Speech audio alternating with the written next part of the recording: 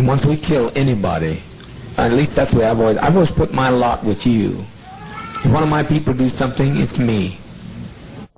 Yeah, like when they go to, push the chip, the microchip, and there's news stories on it, but you got to look for it, man.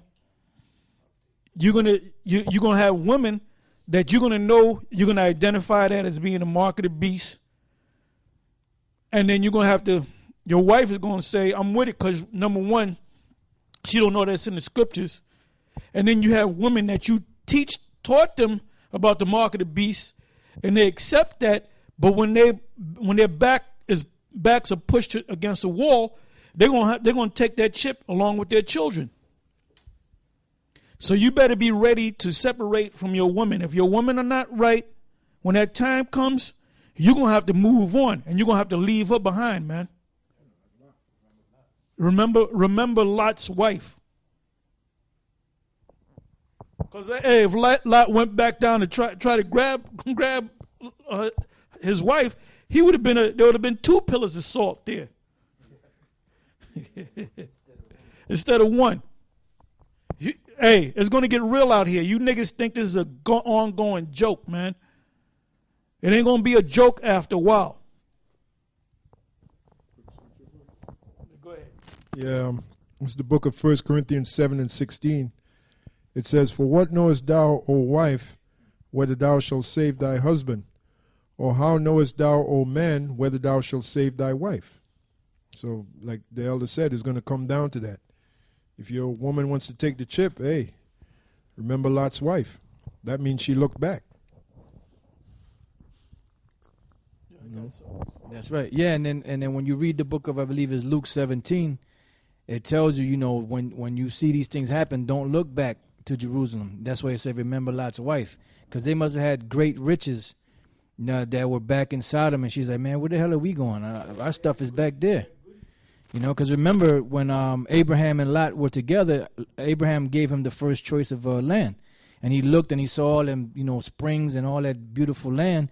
And he said, look, I want that area. And then Abraham took the other one. So they were rich. Yeah, in the Apocrypha it says, yeah, many have run out of their wits for women. You better be ready to drop your damn woman. If he acts up, you better be ready to drop your damn woman, man, because you'll be destroyed right along with her ass. That's it. And it says here in 1 Corinthians 7 chapter, because Nate, what is he all about?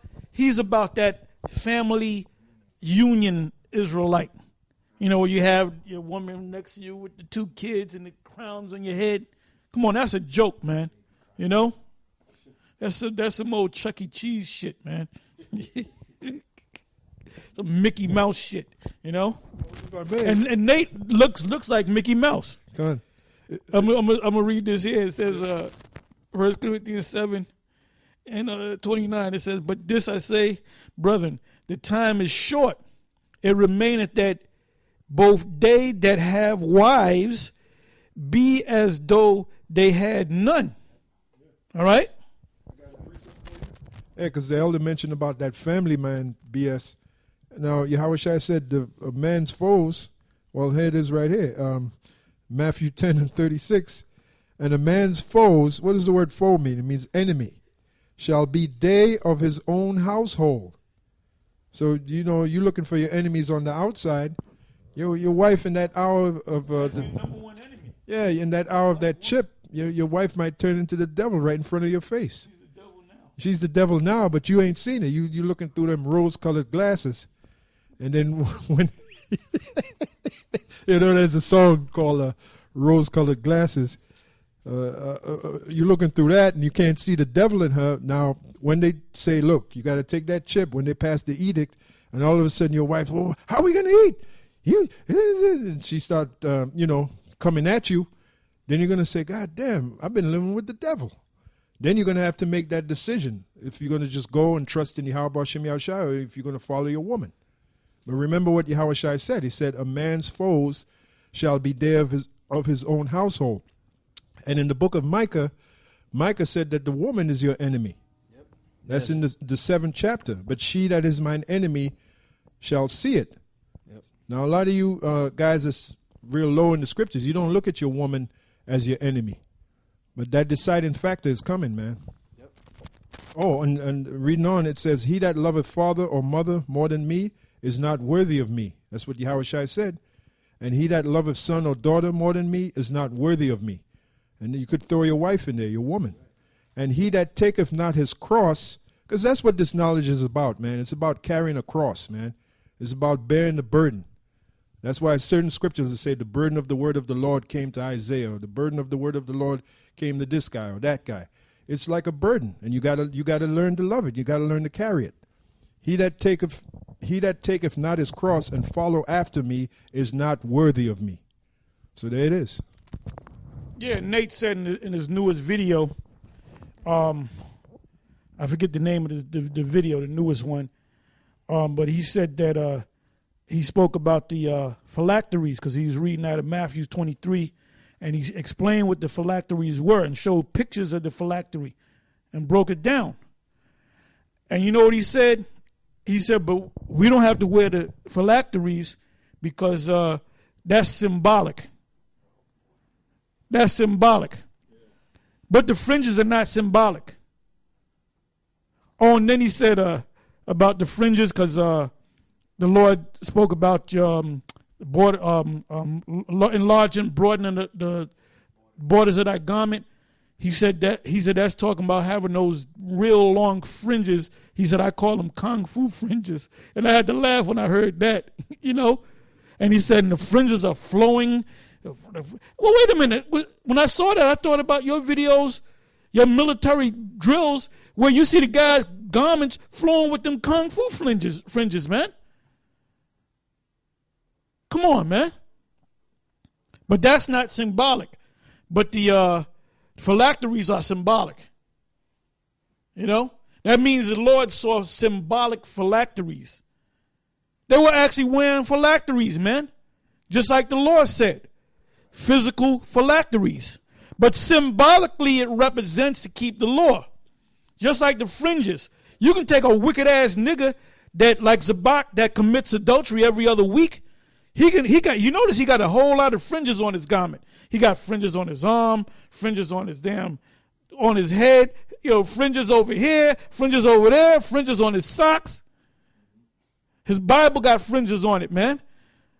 But the fringes are symbolic that you physically put them on to symbolize you got to keep these laws. All right? Oh, and another thing that nigga Nate said, he said we shall judge angels. Know ye not that we shall judge angels in 1 Corinthians the 6th chapter. He said that's talking about judging other Israelites. No, nigga, it's talking about judging angels, all right? He's corrupting the word. Yeah, I looked up, because I had made mention, there's a scripture that says, ye shall not say the burden of the word of the Lord. But I looked up the burden, and the word there is masa. Like Jake used to say in slavery, massa. Masa. And it says a load, bearing. Then down here it says utterance, oracle. Now in this day and age, in this kingdom, this word is like a burden.